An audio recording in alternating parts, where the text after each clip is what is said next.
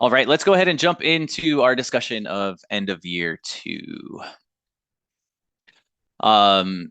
Here we'll discuss some general and background information regarding the preparation for the end of year two data collection.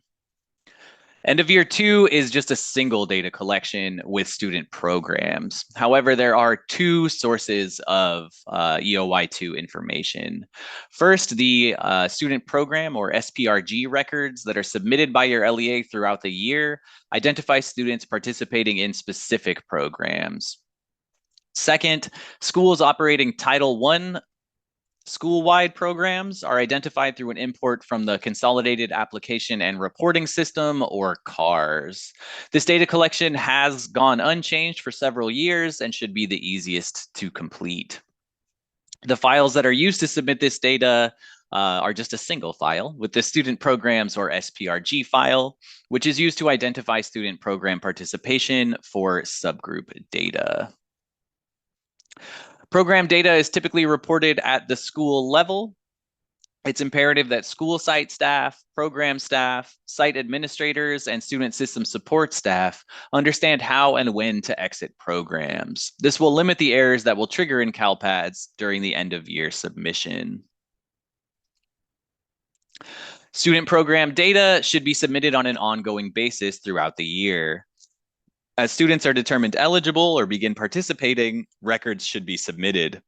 When eligibility or participation ends at a particular school, the records need to be updated. There's no need to wait for the EOY snapshot to begin the CalPad submission or wait to review reports.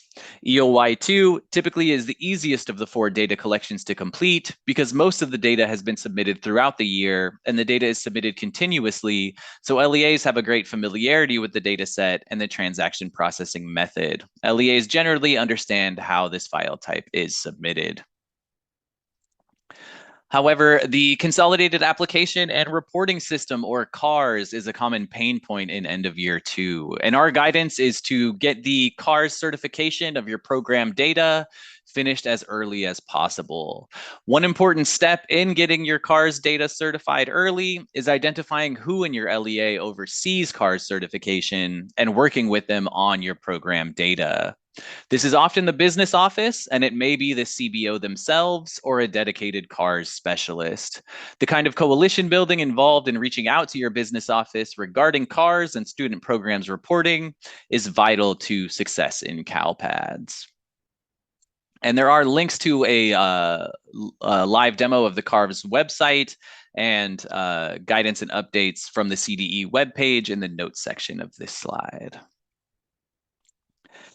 This is report 5.1, program participants count. And this is the only report you will need to approve for end of year two. We encourage you to review this report on May 7th or May 8th when you receive your first snapshot. A reasonable goal to set for your LEA is to approve the end of year two submission a week after the snapshot begins. Program data is submitted on an ongoing basis. School-wide programs and CARS should be certified well before the first CalPad snapshot on May 7th. It's reasonable with a proactive effort to approve end of year two within days of the start of the collection window. Report 5.1 is an older report and has an ODS version which can be used to estimate counts prior to the snapshot.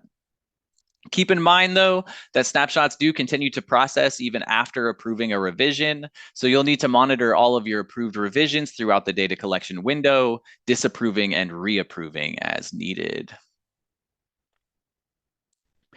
All right, end of year two has a single aggregate report to be reviewed after all of the data has been posted, and that is report 5.1, program participants count. There are also supporting reports to assist in reconciling CalPads to your local student information system and other systems of record. And the supporting reports are report 5.2, program participants, NCLB Title I Part A Targeted Education Services, and report 5.3, program participants count. These provide supporting student details for the data in report 5.1. Please, again, review the end of year 2 data mapping guides in the CalPADS user manual. This resource will assist you with the data elements that are used in the count for aggregate report 5.1 and will assist data stewards with reports review and verification by identifying source documents and source systems. In addition to this primer, we do have a myriad of training available for end of year 2 now as well. The CalPADS user manual contains the EOY reporting roadmap and a page for the student programs file type. The CSIS YouTube training channel, again, has our end of year reporting and certification training. We also have a data population training that is specific to student programs or SPRG files. We have CalPADS flash number 228 and the CalPADS data guide. Section 2.1.3 addresses student programs, though I do feel a need to mention that the CalPADS data guide is a bit outdated at this point in time, and LEAs may be better off turning to the CalPADS user manual.